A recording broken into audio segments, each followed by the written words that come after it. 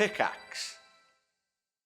Hello and welcome to the podcast of this week's One Life Left radio show. I'm Simon Byron. I am Steve Curran. And with us we have the wonderful, the delightful, the handsome Simon Parkin. Hello, Simon. Hello, Simon. Hello, Steve. What a fun show. I feel my wife was right. I wish I had married you. Yeah, that was super fun. Well done, everybody.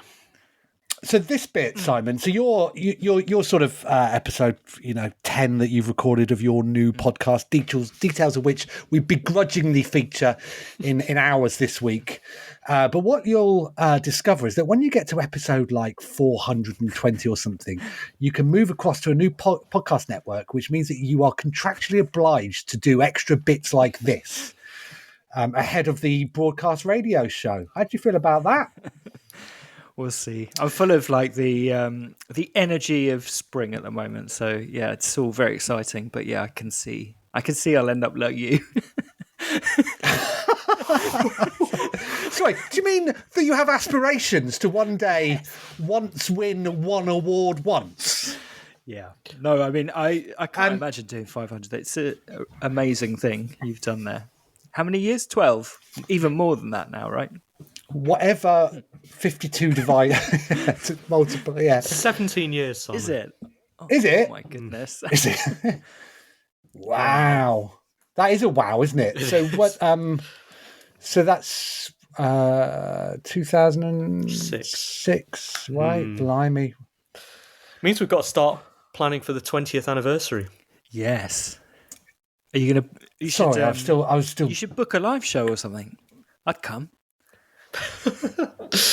Back in a bed at Nottingham Game City. Yeah, well, so this is a part of the show, Simon, that isn't broadcast, which means that it's governed by different rules and is lawless, I should say. So you can use whatever language. It does mean that, actually.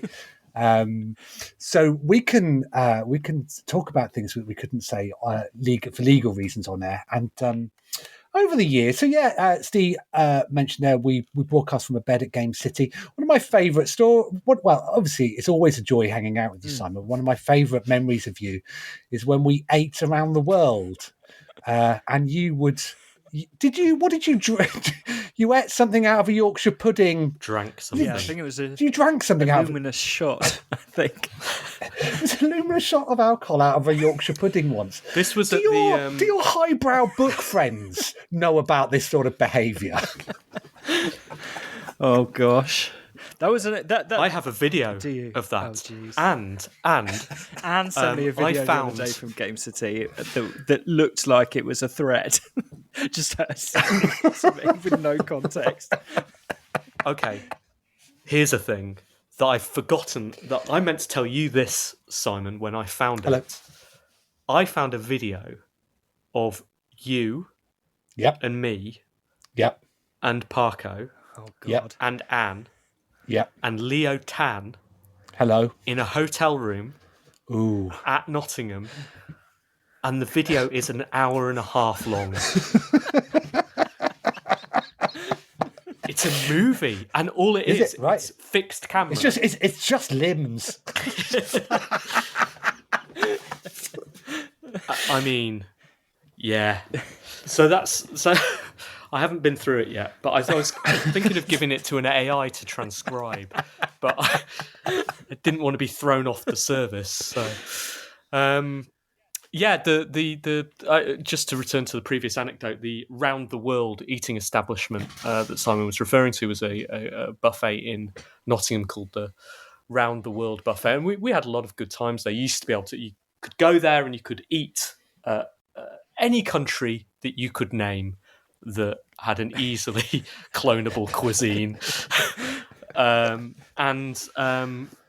remember two things. Simon, I remember you taking one of your developers there once, a developer you were working with. Yeah, and shall I? What's his story like? So shall I name them or not? No, it reflects well on them, but not on us. Okay. I remember them being absolutely puzzled that we would do this to ourselves. And then I think afterwards we said, we're just we're going to TK Maxx to just look at stuff. do you want to come? And they Very much the clothing of the world shop. They said, no, you're all right. And then we did that.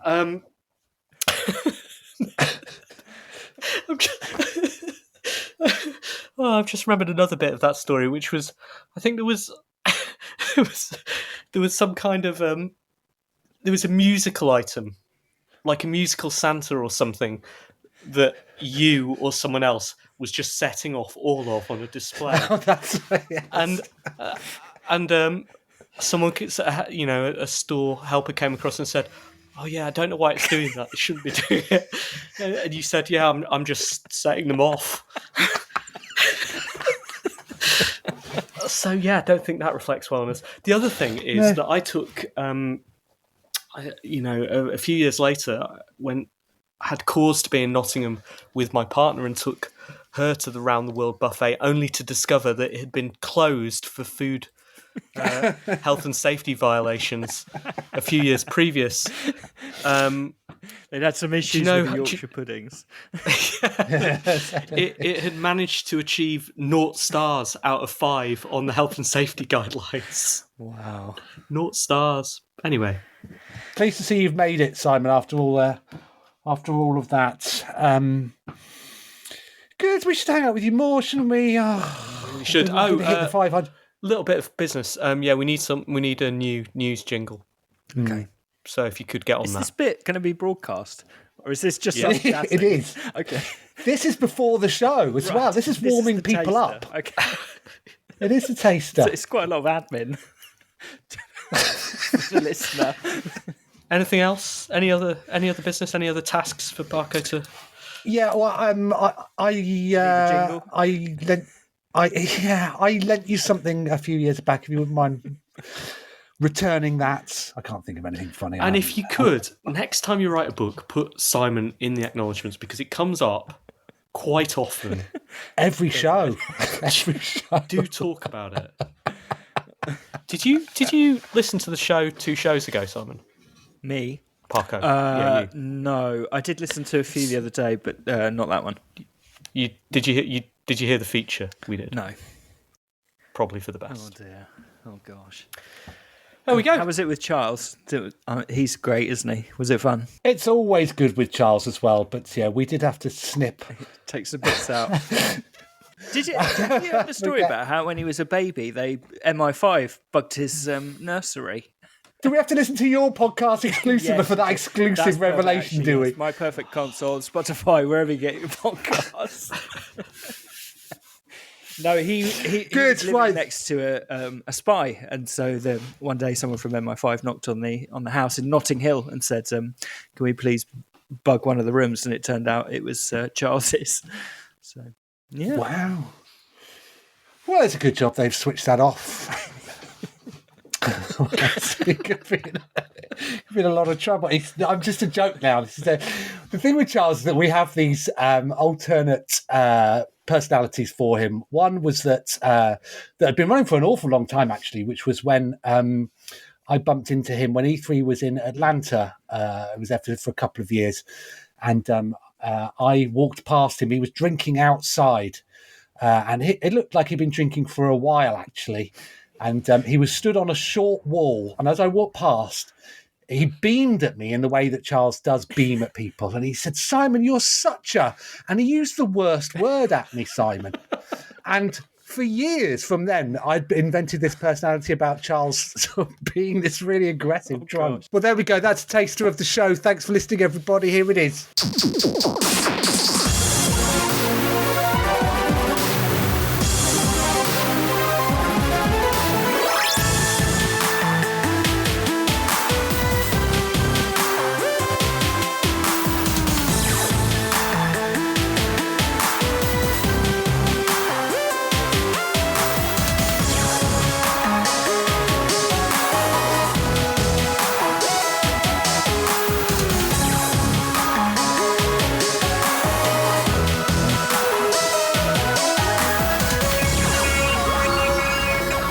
Hello, good evening, and welcome to One Life Left on Resonance 104.4 FM. We are a video game radio show, that is to say, a radio show about video games, although not exclusively. And my name is Steve Curran. Hello, I'm exclusively Simon Byron. That's good to know. How are you, Simon? Very well. You can take that in whatever meaning you like, Steve. I'm just Simon Byron, or I can reveal to you that I'm Simon Byron. Or you're the only Simon Byron. Well, we'll come on to that, shall we? What a show for that sort of intro. All is well here, Steve. It's a little cold in the shed. Actually, I've got the heating on. Can you hear it or not? I cannot hear your heating. Okay, I'm going to turn it off, but I won't use the Alexa control.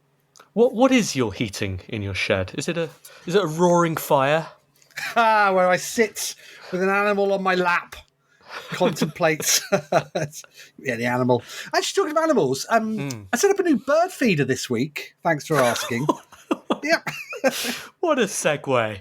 I did. I wasn't expecting it. Yeah, like 100 years ago on Kickstarter, I backed something called the Bird Buddy.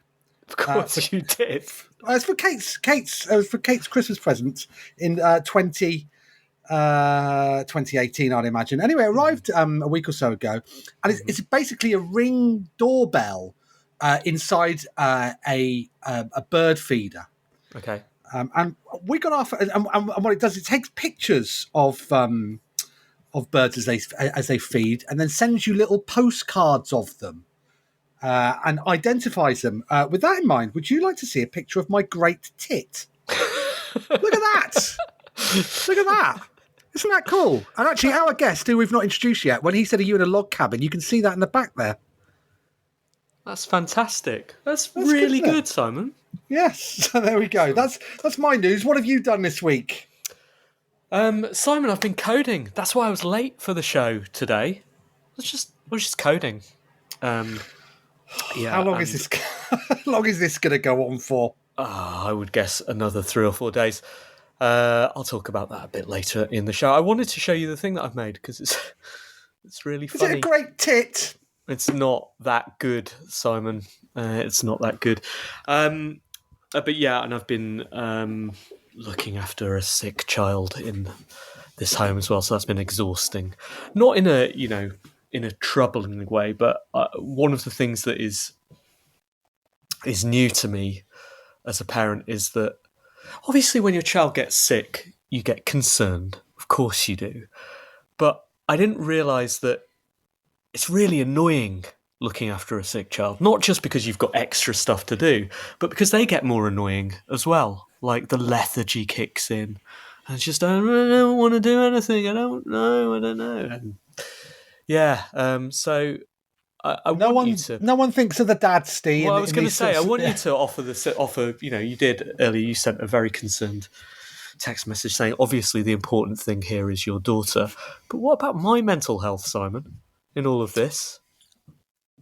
Well, that's what we're here for, Steve. That's what we're here for. Talk about these things. That's why we're crashing on with the radio show. It is a big one today, isn't it? Because it's show number 499.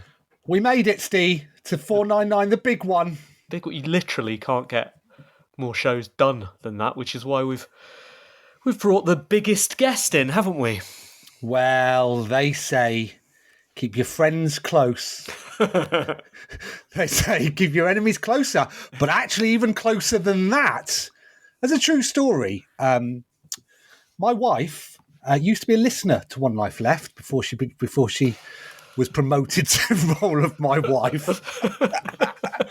And I tell you what, as we move into our second 500 episodes, dear listeners, who knows? I might marry one of you one day. Anyway. Is it a promotion? Is it?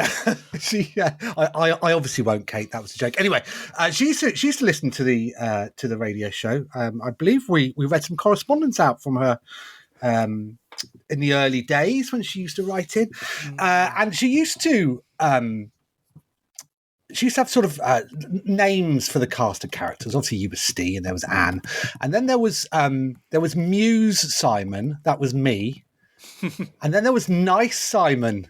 And I'm delighted that tonight we're joined by Nice Simon Parkin. Hello, Simon Parkin. Hello. Thank you for having me on. The lovely Simon Parkin. I still think my wife's a bit disappointed she got the wrong one. Can I just check, is this still a podcast about video games? It is, Simon Parkin. We have we're coming up with a new format. Actually, we're introducing you. We'd like you to pick 5 games that you'd like to be stranded on a desert island with. It's very creative, Simon. Very creative. Never been done before. Never been done before. Last time I saw you, Simon Parkin, was in Edinburgh. In fact, I paid money to watch you speak. Thank you. I did. And do you know what? You annoyed me how good you were. Oh, that's very kind. Thank you. Yeah, I was a bit nervous because it was quite a big venue. This was for the Edinburgh Book Festival, and you just never know. I've done things like that, and there's 5 people there, and you do it. It was well attended. But it was nice to have a friendly face in the audience. I mean, my father-in-law, and I'm not sure if I told you this, but so the book festival runs alongside the Fringe, and you have to leave the sort of comedy and art side and go to the separate books bit. And as I walked into the books bit, I looked up and I saw all the pictures of books, and I honestly, this thought genuinely went through my head. I went, "Oh God, I hate books." It did, and then I was like, "Oh God, you can't think that." Because we've got computer games these days, don't we? So I honestly thought that, and then saw you talk and thought, yeah, okay, his book does sound good. It does sound good. How's it going? I'm not sure. So yeah, it takes forever for you to get like sales data through with books. So it's not like Steam. Well, that's what publishers tell developers whose games aren't selling. It's genuinely true. Oh no, it takes ages. We haven't got the sales from America yet. That isn't true on Steam anymore. But I have heard that sort of thing previously. We go, no, surely the PlayStation numbers are being soon. Nah, that can't be right. Well, that's reassuring. So I'm sure it's going brilliantly. Well, listen, thank you for joining us. Excited to have you on. Excited to hear you explain what you've been up to recently. But before then, Steve, should we start the show as we always do with the news? One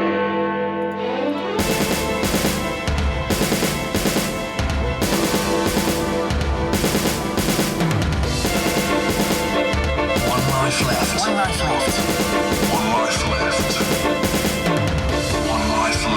Video game news with Anne Scantleberry. It's 7:08, I think, on Monday the 6th of February. I'm not Anne Scantleberry, but this is the news. Smilegate and Remedy's Xbox shooter Crossfire X will be shutting down both its multiplayer and single-player modes on May the 18th, the pair have announced. Active immediately. Sales on the Xbox store have been halted and there will be no new content added to the game. Purchases made within the last 14 days will be eligible for a refund. Eligible. According to an FAQ, it's not just Crossfire X's multiplayer servers that will be inaccessible after May the 18th. Game owners won't be able to play the single-player campaigns either.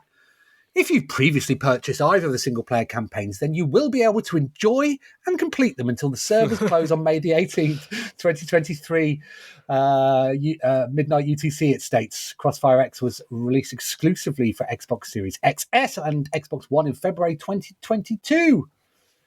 It includes free-to-play multiplayer mode and single-player offering. According to Smilegate, it decided to end support for the title because the game was not ultimately where it needed to be. Where did it need to be? Sorry, this story and all this week and every episode come from the excellent videogameschronicle.com. Thank you to them. Where did it need to be indeed, Steve? On a server running for forever, ideally, but apparently not. Don't worry, though. You'll be able to enjoy your purchases until May the 18th. Imagine that.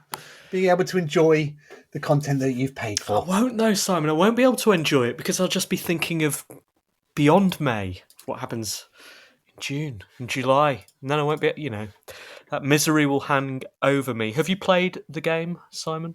I haven't. So where and to be fair, where they wanted it to be was on my Xbox. What about you, Simon? Simon? No, I haven't actually. No, no. Which I guess makes sense. It doesn't matter. They didn't want it to be there. So this isn't the only game closing down news this week, is it, Simon?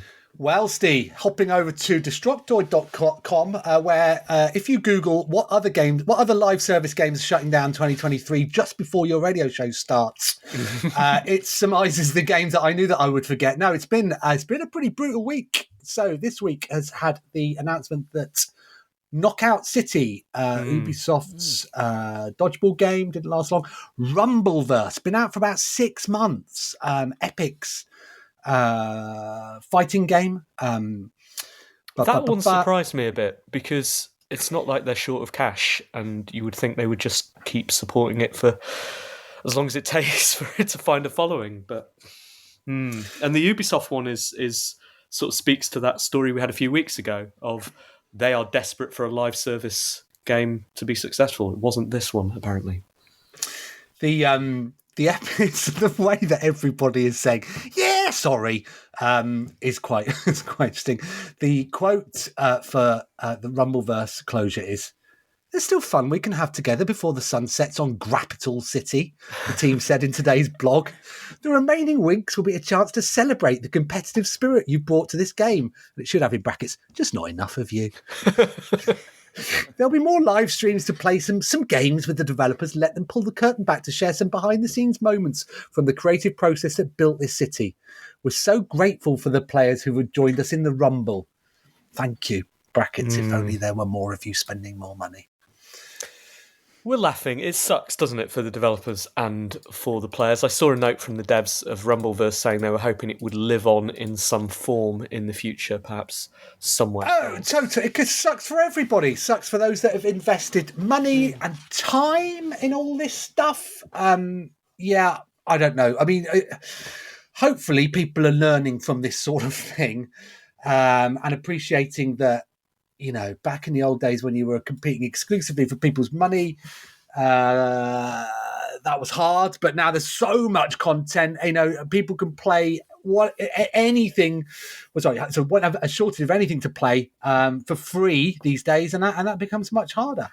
So, yeah, and we're seeing, Square have shut down games. EA shutting down games on mobile. Apex Legends, Ubisoft. Epic, all of these big companies that have decided that free to play was where to be. I find it very difficult. All right, time for news story number 2. Microsoft is reportedly expecting the UK's regulator to oppose its acquisition of Activision Blizzard after the EU issued its own antitrust warning this week. It's according to a report in the New York Times, which states that Microsoft's legal team also expects the antitrust authority in Britain to oppose a transaction. According to the report, Microsoft believes the European Commission is open to potential remedies, and the company is hoping to convince both the UK and the European Union to accept its concessions and approve the deal. This, in turn, can make it easier to reach an agreement with the FTC before a scheduled trial later this year, it's claimed. At the same time, it's claimed that any of the 3 agencies could instead put pressure on the others to oppose the acquisition. So, unlike Rumbleverse, this rumbles on. We've seen, I feel like Microsoft should be a bit more ballsy about some of the reasons that this isn't getting through, and should, perhaps pen a 4,000-word editorial on the Telegraph blaming the left wing or something like that for the reasons why they're failing to get this through. So I was under the impression, perhaps naively, that this is all or nothing. It either goes through or not. But what was alluded to there is a manner of solutions, which might mean it goes through partially or something, or goes through with conditions. Is that a thing that can happen? No, I think what they're saying is, they expect to be stopped, and then they're going to have to, unbutton one more. Well, that's what I mean. Right. What can they do to persuade them to let this happen? Well, as I say, just me undo one more button. That's your solution to everything.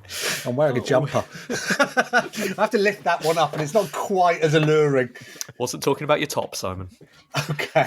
So is there like, can they break up Activision Blizzard? Only get half of them or something? It would just be more. It'll be promising to do Call of Duty forever on PlayStation, that kind of thing. It will probably be taking some of the things that they've gone, oh yeah, we could do that, and actually writing them into some sort of law. Make them firm up on those promises, I would suspect.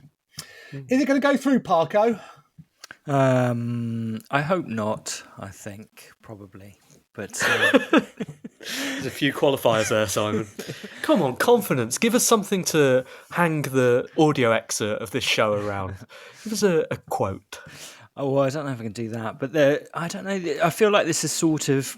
Did you see the story about that Blizzard lead who quit sort of publicly? Mm-hmm. Did you see that? Because of he had to, for his team, he had to come up with staff quotas, and he had to have a certain percentage of his team who weren't performing. 5%. 5% had to be put on an improvement program. Yeah, exactly. As if there's always a guaranteed 5% who are not doing as they should. And he said, "I'm not going to do that," and is going to quit. And he had quite an interesting Twitter thread to Neil, all about how the sort of very upper management machinations of this stuff has had this trickle down effect in terms of the just day to day running of teams. And so I just think it's all quite galling, that stuff. And yeah, I don't know. So the less that they become a monopoly, I think the better, right? Fewer.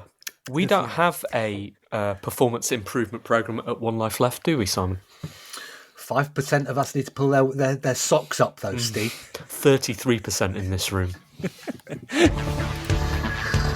A new Nintendo Direct showcase could be held next week. It's been claimed. Asked about speculation that a Nintendo Direct presentation could take place this month, Giant Bomb reporter Jeff Grubb said he'd heard that a showcase is planned for the week beginning on February the 6th. Everything I'm hearing, and it's all just sort of reiterating it, it continues to be the week of February the 6th, he said. Over and over again, every little detail I get is basically a week from now, we should be hearing about all this stuff. Everything he's hearing. Everything. I mean, can you imagine what his life is like? Must be awful. Morning, Jeff. It's got to be February the 6th. Hello, Posty. February 6th, I'm hearing Jeff. He added, I think it's probably late in the week, so if February 6th is going to come around, we mean if, and we're not going to hear about it, and people are going to freak out like there's nothing happening. First of all, I'm not guaranteeing it for that week. I'm just saying that's what everything is sort of pointing to right now. Everything. He adds, I don't think that's too surprising because they always have one in February or March at the latest. I think it's going to happen. I think it's going to happen pretty soon. And I wouldn't be surprised if all these indicators are exactly right, especially with that stuff shaking loose with Advanced Wars 1 and 2. Absolutely. Oh, to be Jeff. Oh, sounds to be like Jeff. A spirit medium there, doesn't he? Does anyone know a Mario in the room? Anyone? Luigi? Anyone Luigi? Oh dear. What are you hoping will be announced at this February, March, April, May? Well, I'm hoping for some more details on Tears of the Kingdom. They've been quite quiet about that, leaving the internet to speculate about exactly what the story is, exactly what we'll be seeing. So some details on that would be good. But then, there's all that stuff shaking out about Advanced Wars 1 and 2 that, has been going on. I'd like some clarification on that, if possible. What about you, Parko? Any goss for us? Well, it'd be nice to get a new F-Zero, as always. Stop it. You're just playing to the gallery there. It would be lovely. Yeah, it would be, wouldn't it? To get that. I found out Sorry, go on. I started writing Taylor Swift's Anti-Hero, rewriting that about to be perfect, wanting another F-Zero, and then I thought, you've done this before 1,000 times on 499 episodes of One Life Left, so I'm going to stop. Sorry, go on. Well, I was just going to say that I found out the director of F-Zero GX and the arcade one he's now in charge of RGG Studio, the one that do all the Like a Dragon games, as they're called now, which was Yakuza. So he's sort of doing press at the moment because he's going around, talking about the Like a Dragon Ishin, the period samurai drama that's coming out later this year. So yeah, if anyone gets a chance to, doorstop him there. Very little chance in that version there's going to be an arcade and an F-Zero machine in a period piece, is there?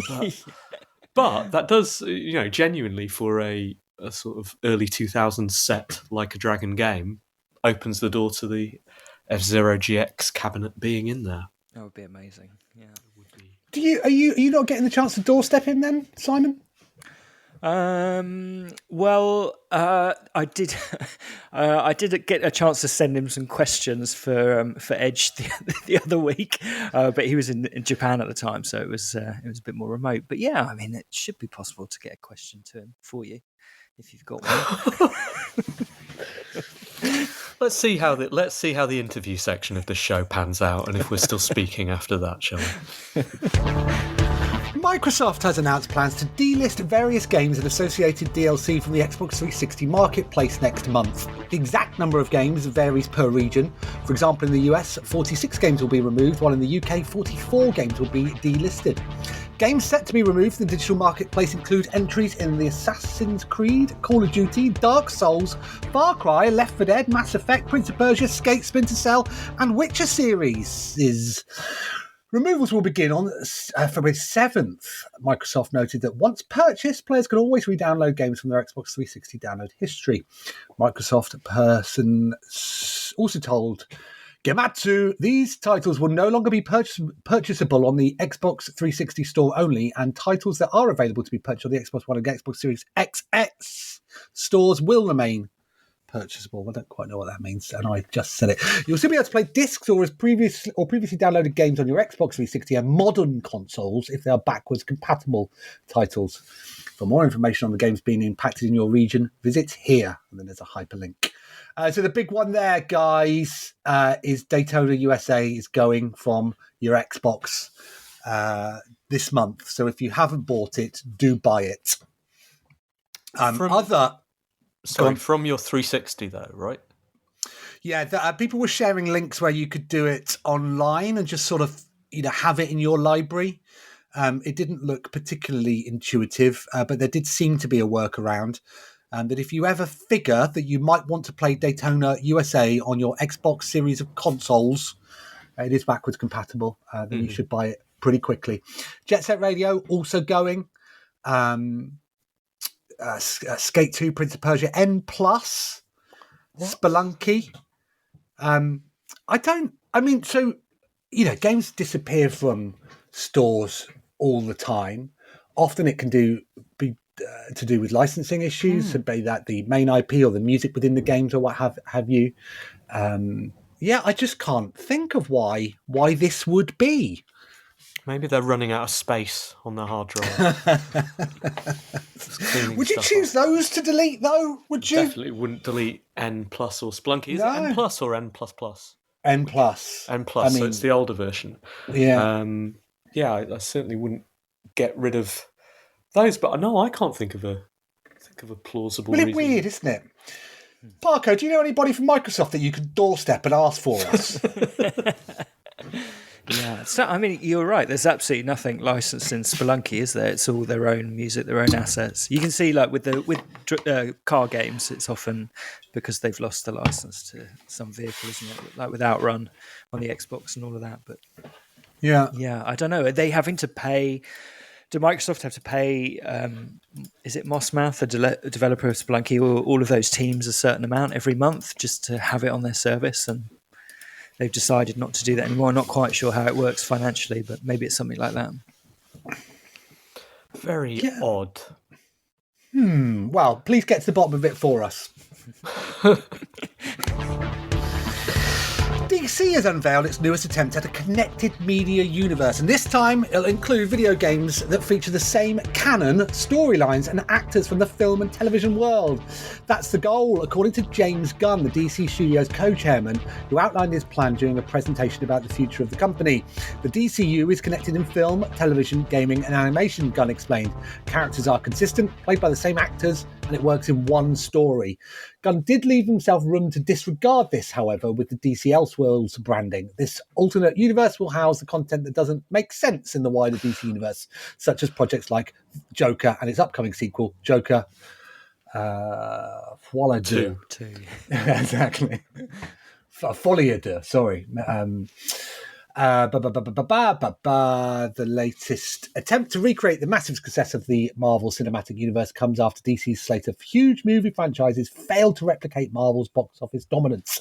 Now, Gunn, who previously helmed the Suicide Squad, Peacemaker, and Marvel's Guardians of the Galaxy, will oversee the entire project in a role similar to that of Marvel's Kevin Feige.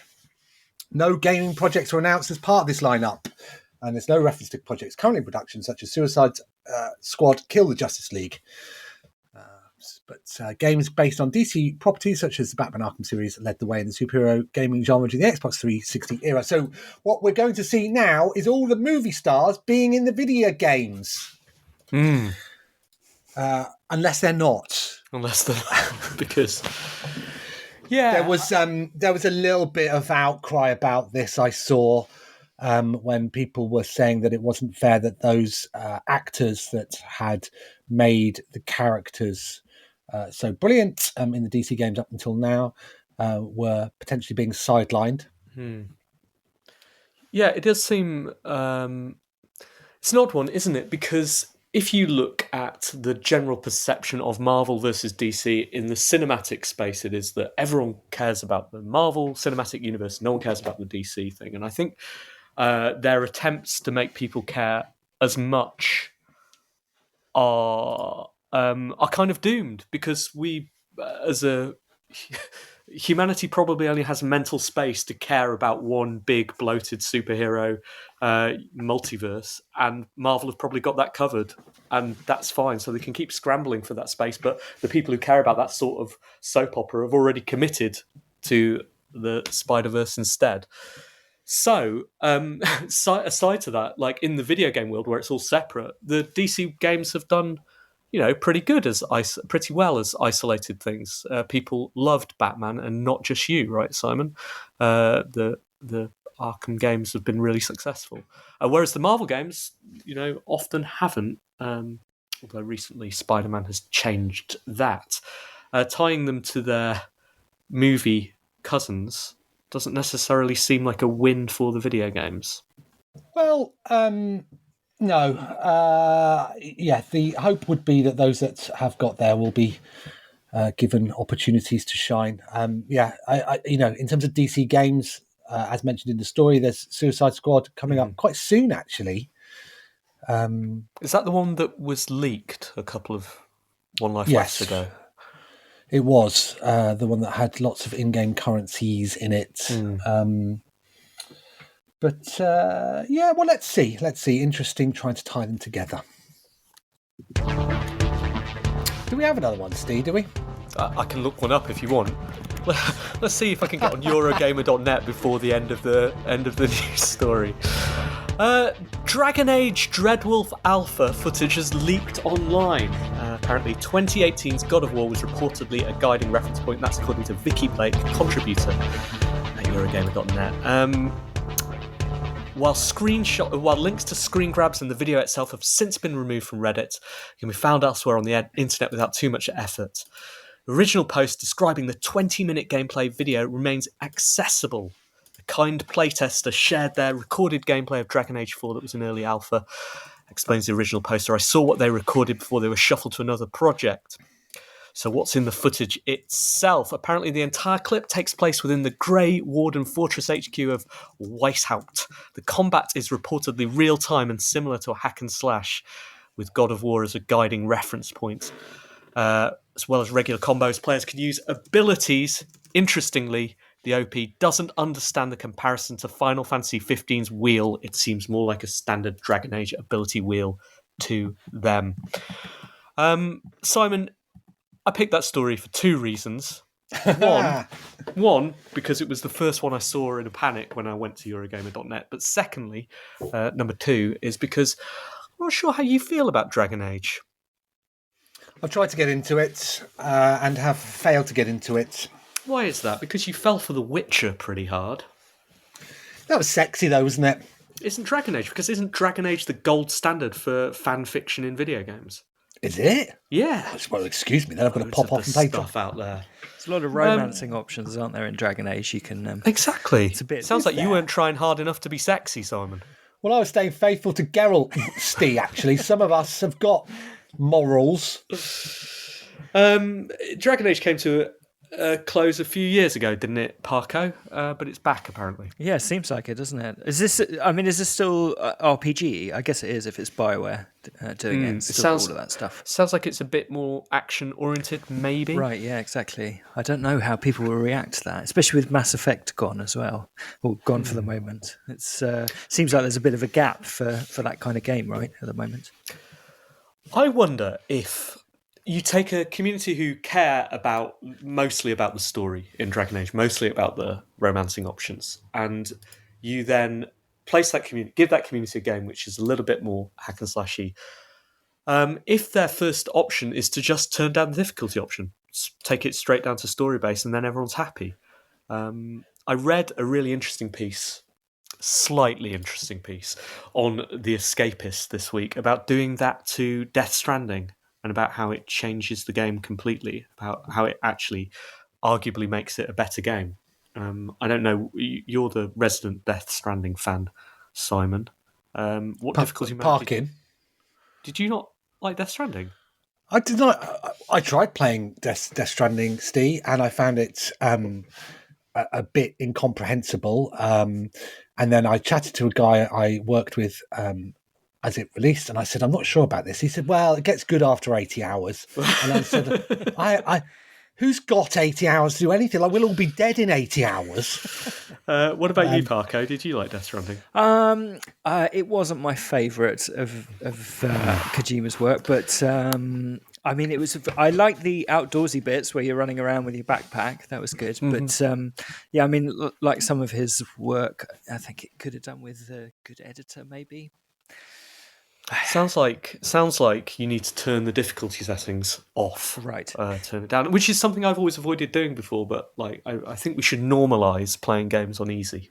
I agree with you, Steve. I might. I didn't know that about Death Stranding. I'm keen to revisit it because apparently it runs very well on Steam Deck. So there we go.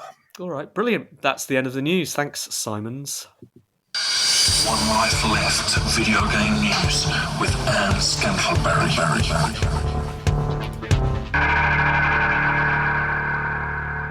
You're listening to One Life Left on Resonance 104.4 FM. We're a video game radio show. We're also a podcast. You can find us at www.onelifeleft.com, where you'll find show notes, links, that kind of thing. Of course, it is much more prestigious to be a radio show than a podcast.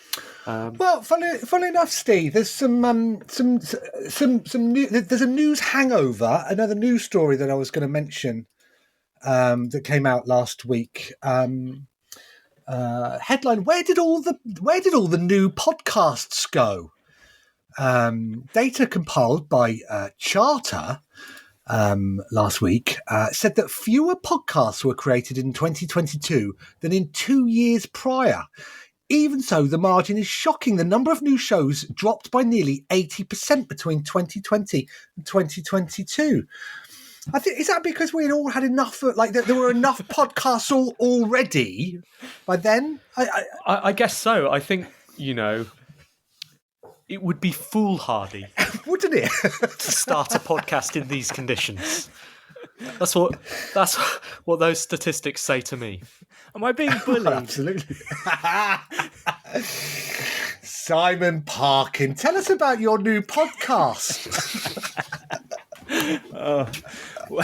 It's funny actually. So back before there was the big Collapsing podcast about 2 years ago, because for any listeners who don't know who the hell I am, I'm a journalist and write as well as writing books. And at that time, like anyone who writes longer bits of journalism for magazines and newspapers, there were just loads of emails coming in from little places in Soho that make podcasts and shows going, hey, have you got any long form stories that could be turned into a podcast? There was obviously like loads of money around. And I got back to one of these companies and said, oh, I don't really have one of those for you, but I did have an idea for a video game related podcast. Can I tell you about it? And so I told them about, this idea for inviting a guest each episode to come on and pick the 5 video games they might want to put on their very own sort of SNES Mini or something like that. And I had a Zoom call with this guy, and he was like, "Yeah, that's a really good idea. How would you feel about if we asked Peter Crouch to present it?" And you could be an executive producer. How did you feel? Well, at least you'd know where Crouchy was at the time he's recording, wouldn't you? And like immediately after, he was just he sort of said, because we only really invest in shows that are gonna like make lots of money, and it'll just be better if it's with Peter Crouch rather than with. Of course, it would. Parkin. Everything is. Everything is. So we parted ways there, but it was something that I just wanted to do, ever since then. And I've talked to various sort of people who would maybe want to partner in it, and they all sort of, were a bit enthusiastic, but it didn't work out. So in the end, I was just like, I'm just going to try it myself. I'm just going to write to some people and see if I can make it happen. So yeah, the first episode came out on a couple of weeks ago. So this is entirely self-produced, then, is it? This is done without Crouchy's backing. Yeah, yeah. Which, like in like book publishing, if you said that, it would be like, oh, but no. This is I'm sort of just doing it off my own back at the moment, really. I've decided to do one episode for a week for a year. It's called My Perfect ConsOLL, and then at the end of that, I'll either like leave it there or keep it going, depending on if there's enough people that care about it. Who was on the first show? The first episode, I got Josh Wardle, who is the guy who made Wordle. He came on, and that was great. So, yeah, we sort of talked about, as well as his 5 picks, we talked about the experience of making Wordle for his girlfriend and then selling it to the New York Times last year for, whatever it was, 7-figure sum. And he was great. And then the second episode, which came out last week, was with Ashley Birch, who plays the lead in Horizon and in The Last of Us. And then she also stars in Mythic Quest on Apple TV. And then the episode coming out next week is with Dara O'Brien, the Irish comedian. How have you been finding the guests, Simon? Have you just been, sort of thumbing through your address book, or, just tagging it on as a question as you've been doing another piece of work? So approaching, I mean, Josh, I just approached out of the blue with the idea. I didn't know him at all, and I hadn't interviewed him, and he just liked the idea, so was up for doing it. Ashley, I've known for a while, so she did it, I guess, as a favour. And then Dara, I just wrote to his people and asked to do it. But yeah, I mean, I've got guests lined up for the next few months, and it's a mixture of people that I have just written to out of the blue and people that I know. Yeah. I mean, we didn't have a guest for this week, and I said on the Discord,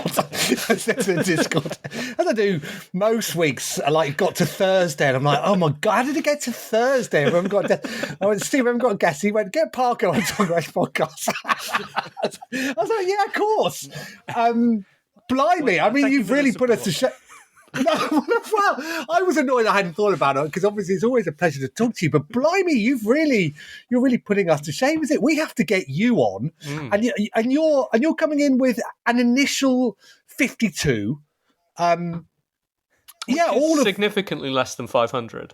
It is significant, yeah. Out of our 500 shows, we've had about 30 guests, haven't we? Yeah, we started out and we thought we'll just commit to initial 500. We'll just plan that out. Then at the end of 500, we'll see. just see if anyone what are you wants doing any for your more. 500th episode? Have you got a guest, or is it a super cut of best bits? Or I'm going on holiday. So I am. It's next week, so we aren't doing a show next week. Actually, yeah, my parents are house sitting, Simon, before you think about coming around here and breaking in. so they're going to do it. The shed. They're going to say, my mum has been on. That's how low we've stooped to the guests. We did have my mum on once. So tell us about some of their picks then from the shows that you've recorded so far. Okay, so Josh picked his. You put me on the spot a bit here. He picked his first game, I think, was Super Mario World, which is a nice sort of mainstream pick. I have got an episode with Sam Barlow, who made Her Story and things like that, and Immortality last year. He's been on One Life Left, actually, Simon. Yes, yeah, good friend of the show then. He probably mentioned it. He picked exclusively extremely obscure text adventures from the 1980s, none of which I'd heard of. And in fact, one of them he picked was Amnesia, and I was like, "Oh, great! I know that game." I mean, not the Amnesia I knew. So that was good. Yeah, Josh also picked the New York Times crossword. He wrote to me and asked if that would be all right, and I said I thought so because he plays it on iPad. So we talked about that. Ashley Birch picked. She was talking about Harvest Moon 64 and how when she was a child that helped her with her sort of anxiety that she had at the time and has continued to help her through life. And and also she talked about Metal Gear Solid, which was the first game she played, which, you know, when you first see Solid Snake at the beginning of Metal Gear Solid, it also has in brackets the voice actor's name, who was at the time David Hayter. And she was like, well, who's David? That doesn't make any sense. Is that like his real name? And then, you know, was told that that's the voice actor. And that was really the moment when she realised, oh, all the cartoons and games I see, those are real people voicing them. And that's what she's ended up doing. So, yeah, just some nice stories like that. So people bring 5 games to this desert island console. There is a similar show, which I don't know if you're aware of, which is called Desert Island Discs, where people do this for music. And they also get to bring along a luxury item, don't they? They're not allowed to bring along... they also get given some things automatically, don't they? The complete works of Shakespeare. And a copy of the So Bible, what's your equivalent of the complete works of Shakespeare? Well, I mean, this is obviously a very different format that I'm dealing with. So, I did interview a friend of both shows, Charles Cecil, and he kept referring to his Desert Island console. I just had to edit those bits out. He is terrible, isn't he? He is terrible. Did you have to cut any bits out of his interview for his own benefits afterwards, or not? He does have. He told me this anecdote before about the time he met Ron Howard. Have you heard this story? Oh yeah. So of course I have. So everyone's heard it. So anyway, I got him to tell that, but didn't need cutting. I don't think he was. So how many slots of the first year have you filled? I think I've recorded 10 so far, and I've got people lined up till the summer pretty much. So, yeah. Okay. And have you got adverts in it? Not at the moment, but yeah, probably will at some point if I can. Yeah. So. Oh, well, let me tell you, if you want to chat with our mates at our podcast provider, we made 55 quid in December, Simon. Did you? Yes, we did. What did you do with that? I don't know. Steve says that it's fine and that I shouldn't worry about it. He also says that this costs a lot of money. This Riverside FM stuff that we're using now. Right. There's no way of finding out how much, though. Exactly. Yes. Bless you. It says, Steve, Simon said, "Do I need to record the audio separately?" I went, "Come off it, mate. What is this? 2022?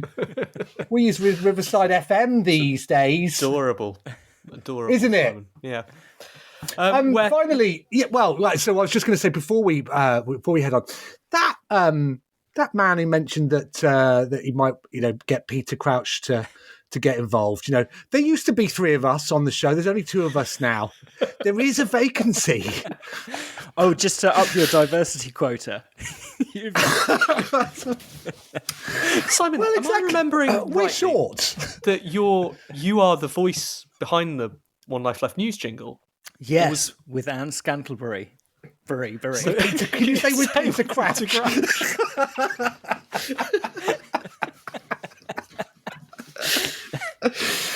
Steve said that we will get that updated, so I'm guessing that will happen. But sorry. So how can we follow you? Where can we listen to the podcast? Just everywhere you get them. So Apple Podcasts and Spotify, all of that. It's My Perfect ConsOLL, and it's got my name in the title as well. So if you type in Simon Parkin, it should come up as well. So. Good. Well, much recommended, probably. And start listening now before there are any adverts. Imagine who'd do that, Steve. Who'd start selling out like that. It's time for the letters. Email, messages, and forward BCC. One Life letters. All right, I'm heading over to the Discord to see what's in the mailbag. Nothing. Yeah, there's very little I have to say on the email. LinkedIn seemed quite active, actually. On the 30th of January, they said 294 people noticed me. They've also emailed today and just say, Simon, here's a recommendation to improve your LinkedIn experience. Well, let me tell you this, LinkedIn.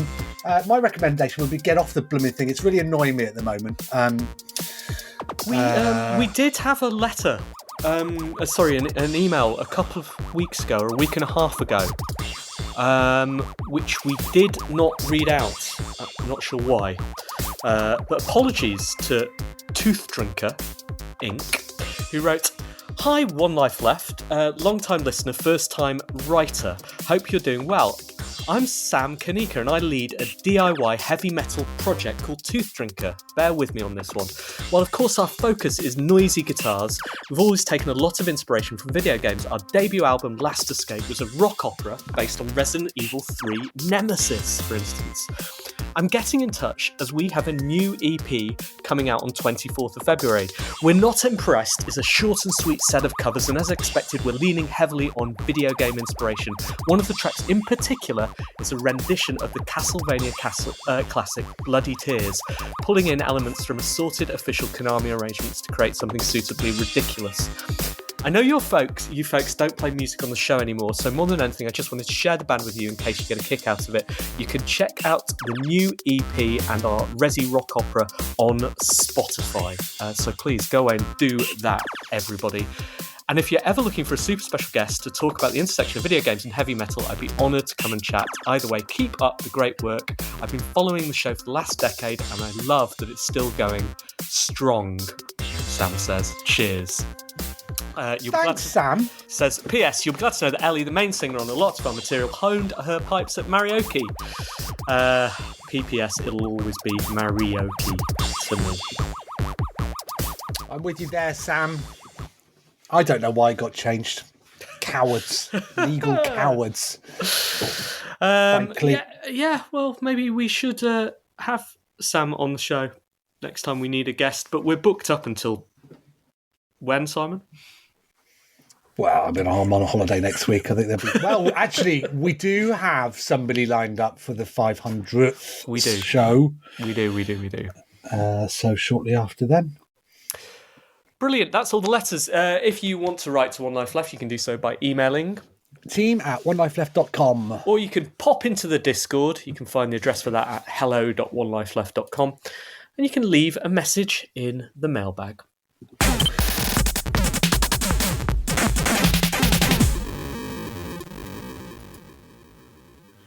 Ed is in the Discord at the moment, and he said, "Dear OLL, what should I do on February the 18th?"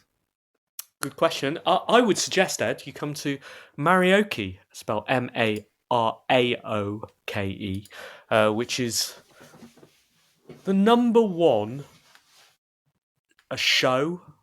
event about rewriting video games about pop music. You'd think after 10 years I'd be better at delivering that as well.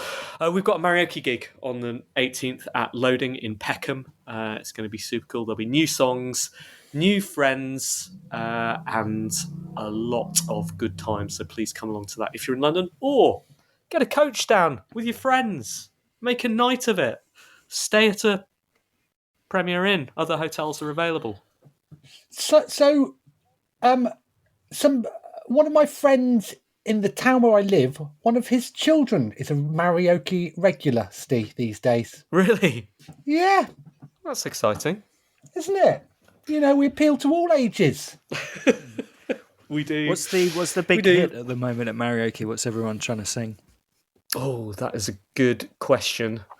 I think the ones that tend to go down really, really well are still the new metal songs. There's usually Linkin Park was still song number 1 and 2, I think, last year. Oh, really? Huh.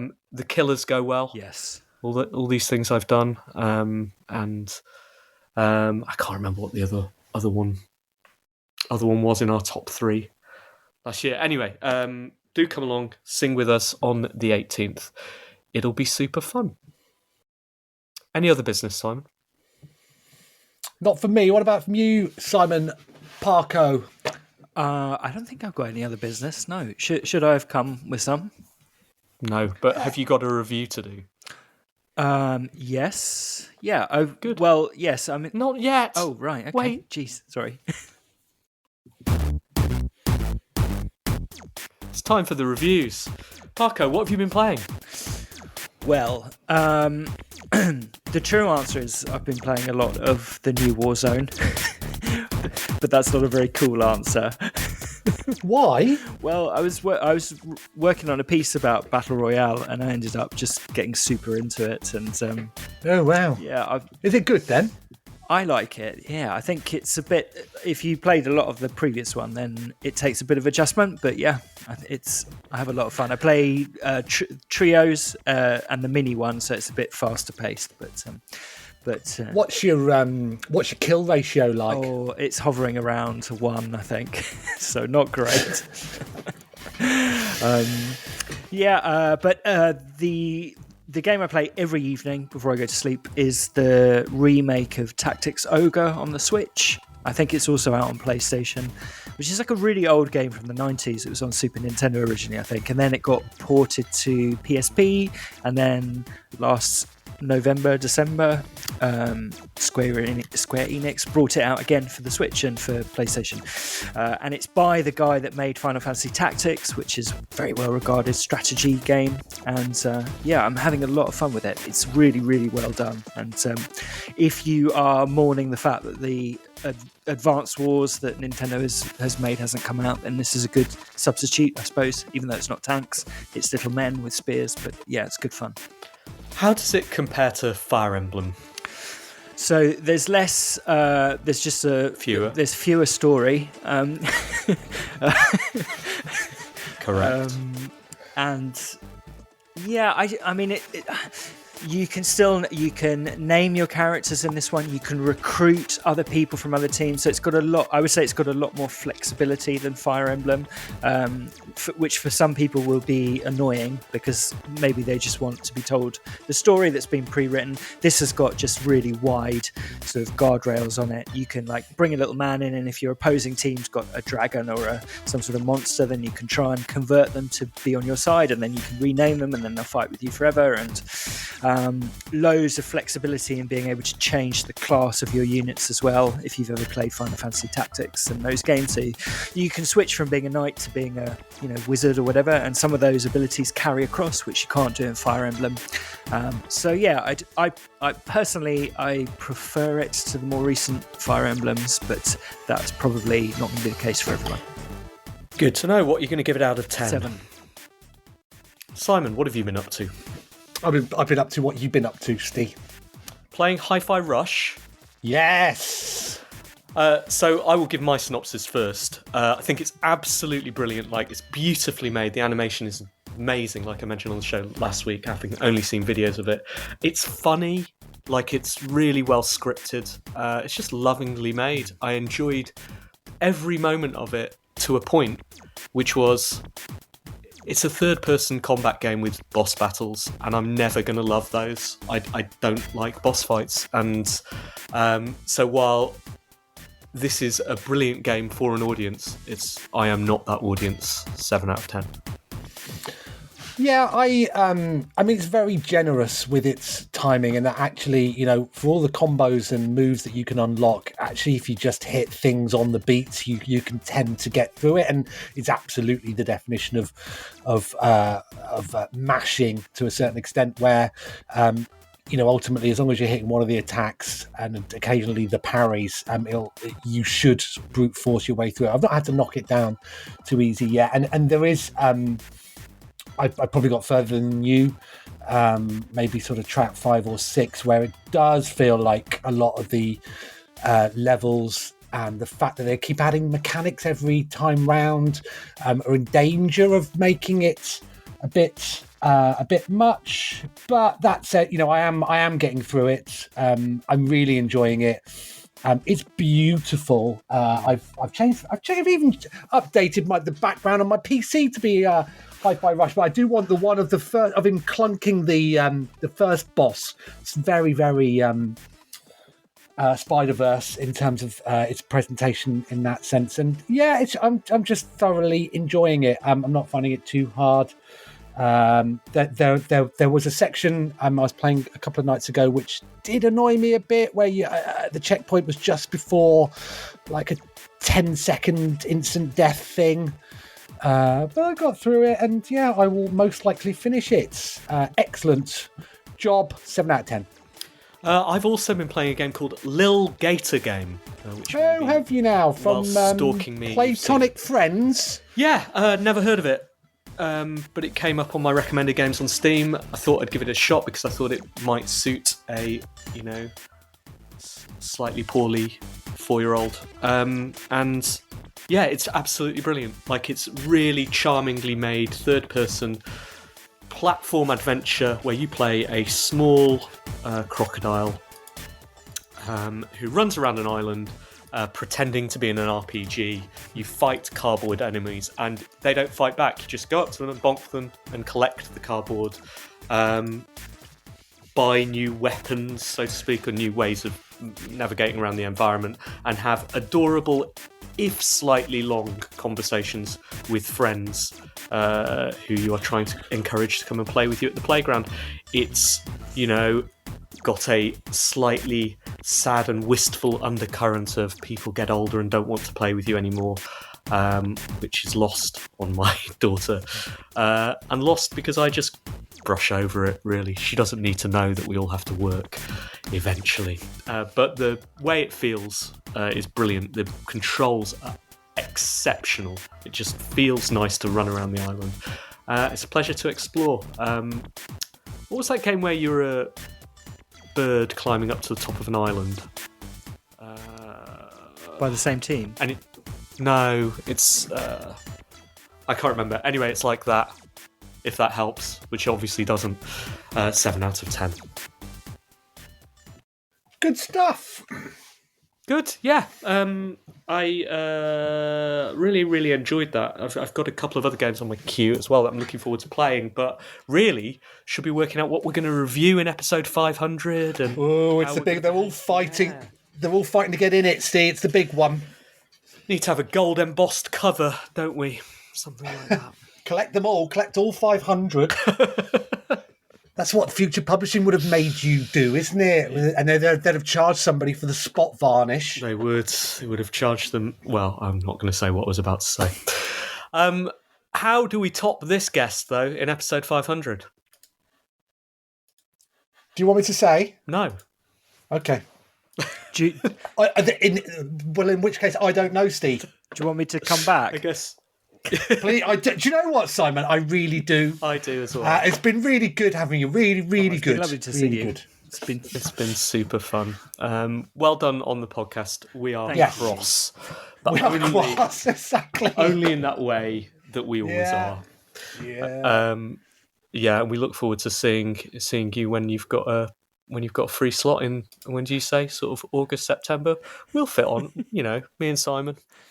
Separate episodes, obviously. Do you know what? I was going to say I could rattle off 5 games like that, but we know that I can't. That's not true. Right, we've got to close the show. Thank you so much, Simon. Thank you. Thank you, Parko. See you all soon. Bye. Bye.